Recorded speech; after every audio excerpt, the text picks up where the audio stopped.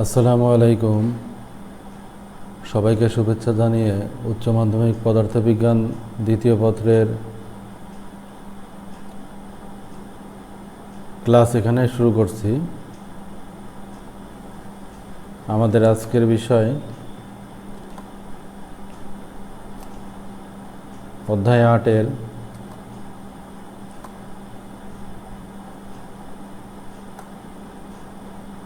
আপেক্ষিকতা অধ্যায়ের তিনটি অত্যন্ত গুরুত্বপূর্ণ বিষয়: দৈর্ঘ্যের আপেক্ষিকতা অর্থাৎ রিলেটিভিটি অফ লেংথ, সময়ের আপেক্ষিকতা রিলেটিভিটি অফ টাইম, অ্যান্ড ভরের আপেক্ষিকতা রিলেটিভিটি অফ মাস। তো প্রথমে আসছি আমরা দৈর্ঘ্যের আপেক্ষিকতা বা দৈর্ঘ্য সংকোচন বলতে কি বুঝি।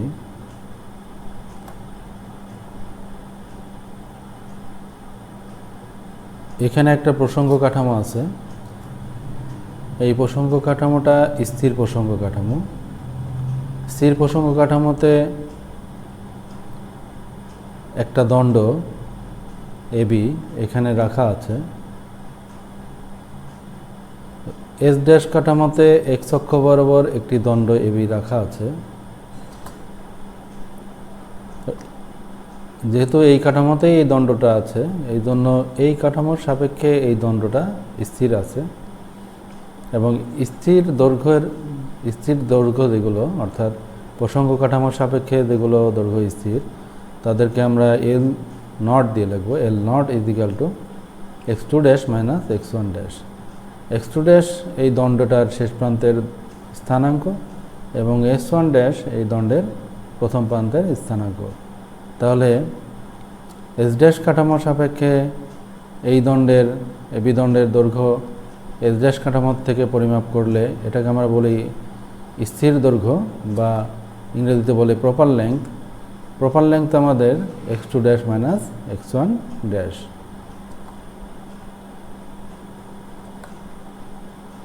এবার আমরা আরও একটা প্রসঙ্গ কাঠামো বিবেচনা করি, যেই কাঠামোটা আগের কাঠামোর সাপেক্ষে চলমান অবস্থায় আছে। তাহলে এস ড্যাশ কাঠামোটা যদি এস কাঠামোর সাপেক্ষে ভি বেগে এক্স অক্ষ বরাবর চলমান হয়,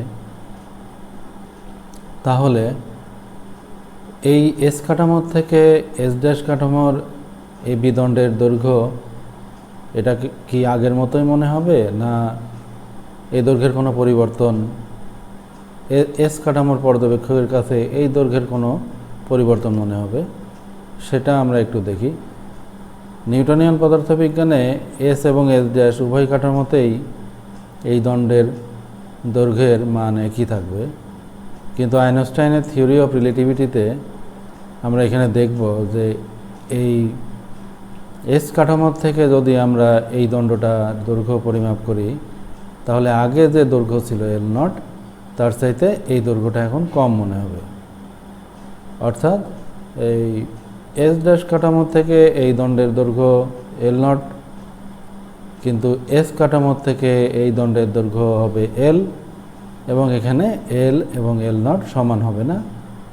এখানে আমরা দেখি কোন দৈর্ঘ্যটা বড় কোন দৈর্ঘ্যটা ছোট হবে।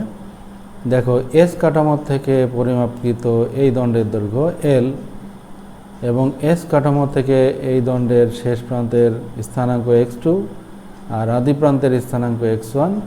কাজেই এস কাঠামোর থেকে এই দণ্ডের দৈর্ঘ্য পরিমাপ করলে আমরা পাবো L is equal to x2 minus x1। এই দৈর্ঘ্যটা আসলে আপেক্ষিক দৈর্ঘ্য, অর্থাৎ এস কাঠামোর থেকে পরিমাপকৃত এল দণ্ডের দৈর্ঘ্য। এস ড্যাশ কাঠামোর থেকে পরিমাপকৃত দৈর্ঘ্য কত হবে? এই যেই কাঠামোতে বস্তুটা আছে সেই কাঠামোতেই যদি আমরা এই দৈর্ঘ্যটা পরিমাপ করি, তাহলে আমরা পাবো L naught is equal to x2 dash minus x1 dash.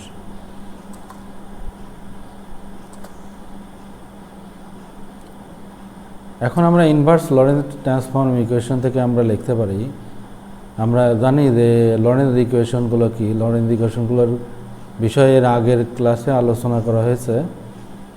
দেখো, চলমান কাঠামো আর স্থির কাঠামোর ভিতরে সময় এবং স্থানাঙ্কের মধ্যে সম্পর্ক এরকম x1 dash is equal to x1 minus v t by root over 1 minus v square by c square.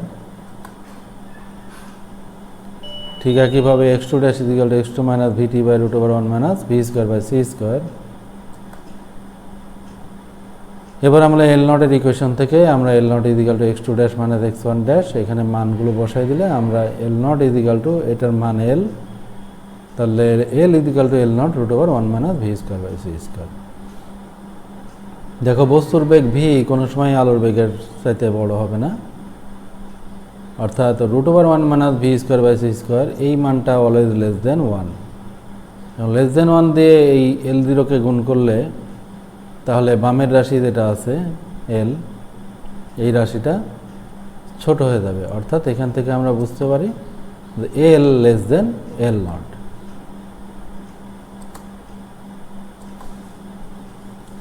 তাহলে এল নট হচ্ছে পর্যবেক্ষকের সাপেক্ষে স্থির অবস্থায় পরিমাপকৃত দৈর্ঘ্য এবং এল হলো পর্যবেক্ষকের সাপেক্ষে গতিশীল অবস্থায় পরিমাপকৃত দৈর্ঘ্য এবং L is equal to L naught root over 1 minus v square by c square.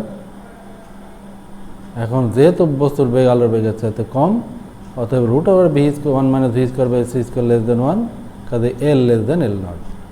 অর্থাৎ নিউটনিয়ান ফিজিক্সে যে আমরা চিন্তা করলে পাবো যে দুই কাঠামোতেই এই থেকে এই বস্তুটার দৈর্ঘ্য একই রকম মনে হবে আমাদের কাছে, কিন্তু আইনস্টাইনের থিওরি অফ রিলেটিভিটির ফর্মুলা থেকে আমরা দেখতে পাই যে স্থির কাঠামোতে পরিমাপকৃত দৈর্ঘ্য এল নট, আর ওই একই দণ্ডের দৈর্ঘ্য যদি আমরা অন্য একটা প্রসঙ্গ কাঠামো থেকে পরিমাপ করি তখন সেটা হয় এল, এবং এই দুইটা কিন্তু সমান না, এবং স্থির কাঠামো থেকে পরিমাপকৃত দৈর্ঘ্যটা বেশি হবে, চলমান কাঠামো থেকে পরিমাপকৃত দৈর্ঘ্যটা ছোট হবে।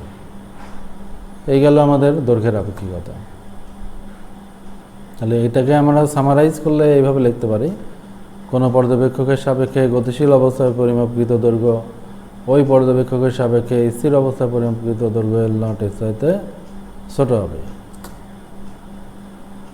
একে দৈর্ঘ্য সংকোচন বা লরেন্স ফিটজেরাল্ড সংকোচন বলা হয়। তো আজকের ক্লাস এই পর্যন্তই। সবাইকে শুভেচ্ছা জানিয়ে আজকে এখানেই শেষ করছি। ধন্যবাদ।